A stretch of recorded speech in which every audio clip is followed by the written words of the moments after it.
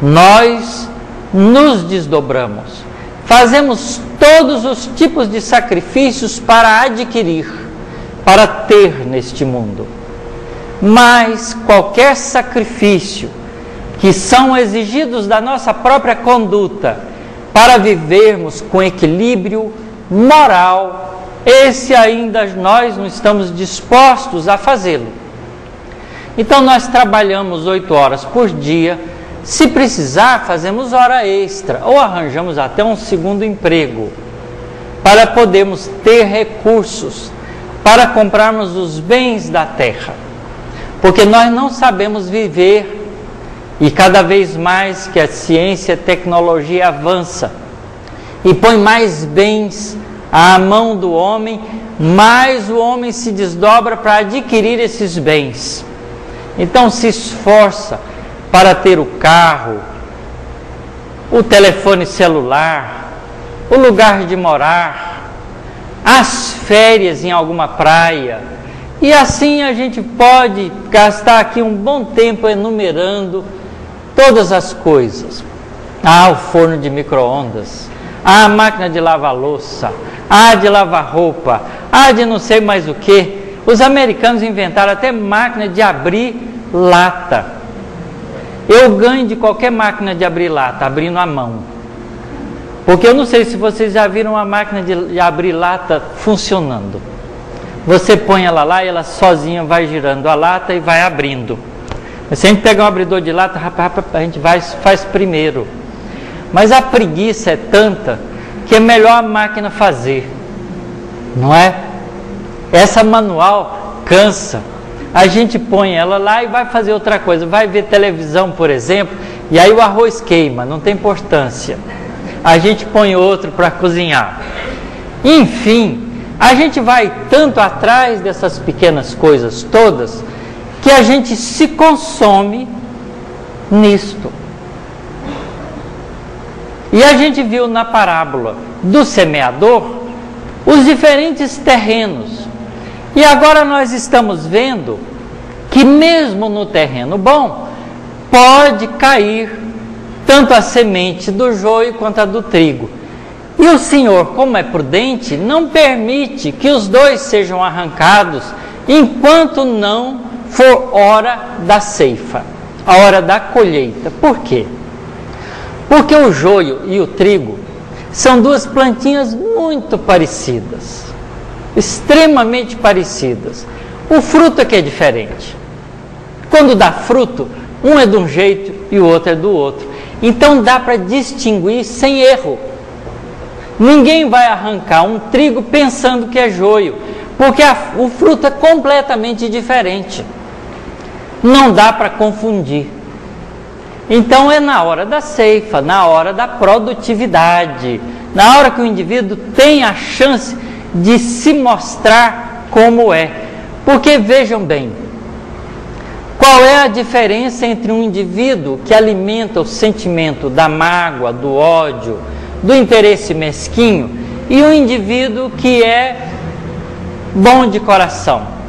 Vendo externamente, ninguém sabe a diferença. Todos os dias a televisão mostra indivíduos que são presos, que você fica admirado, mas um rapaz tão jovem, bonito, como é que pode fazer tanta maldade? Não é? Qual é a diferença entre ele e outro se ele não se mostrar pelas suas ações? Nenhuma. E se nós julgarmos pela cara, cometemos graves enganos. Por isso é que tem que ser na hora da ceifa.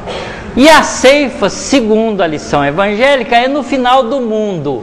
O que é final do mundo? Porque nós não podemos esquecer que o Novo Testamento é tradução de línguas que na época tinham um significado e hoje já não tem mais. Se a gente fizer regressão de memória com alguém, vamos supor aqui com o nosso companheiro Rubens, e vamos supor que no ano de 1600 ele viveu na França. Se nós hipnotizarmos o nosso irmão e fizermos regressão de memória e julgarmos a sua lembrança psicoemocional na vida de 1600, onde ele foi francês, ele falará fluentemente o francês, mas não o francês da agora, o de 1600, porque é o que está arquivado na mente dele. E esses estudos permitem exatamente a identificação do processo reencarnatório como um recurso experimental de verificação da lei da reencarnação. Portanto, algumas palavras, se tiver alguém no momento que fala francês, vai poder se comunicar com ele, porque a língua é a mesma. Mas algumas palavras podem ter outros significados e ficar difícil o entendimento, porque ele vai dizer uma coisa que tem um determinado pensamento e a palavra hoje tem outro significado, porque as palavras têm conotações. E às vezes uma mesma palavra é usada para dois sentidos diferentes. Vejam, por exemplo, nessa lição de Jesus. É mais fácil que um camelo passe pelo fundo de uma agulha do que um rico entrar no reino dos céus. Será que Jesus era uma pessoa tão estúpida assim para fazer comparação de camelo com agulha? Não tem nada uma coisa a ver com outra. Não é verdade? Mas se a gente vai fazer um estudo mais cuidadoso, na época, o camelo dava lã e era utilizado para fazer tecidos. E a lã do camelo se fazia dela fios, só que eram fios grossos e não dava para passar por uma agulha fina.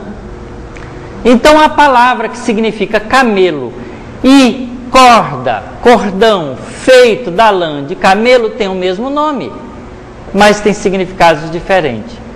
Aí passa a ter sentido, porque é mais difícil você enfiar uma corda, e corda tem que ver com fundo de agulha, tá certo? Quer dizer, uma corda muito fininha passa, uma grossa não. A comparação faz sentido, é o significado da palavra.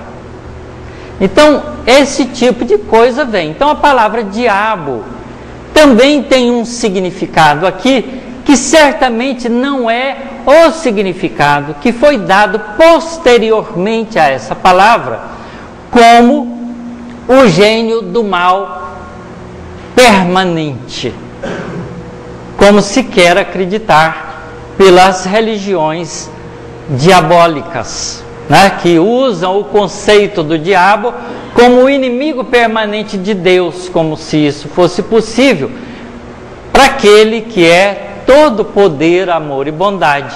Criar alguém permanentemente para ficar contra ele não faz também o menor sentido. Portanto, a palavra diabo tem que significar um indivíduo que está endemoniado por conta própria, pelas suas atitudes infelizes, pelos seus interesses mesquinhos, pelo mau sentimento que abriga no seu coração e que, portanto, vai ter durabilidade enquanto ele alimentar isso dentro de si mesmo, e certamente vai mudar quando ele mudar.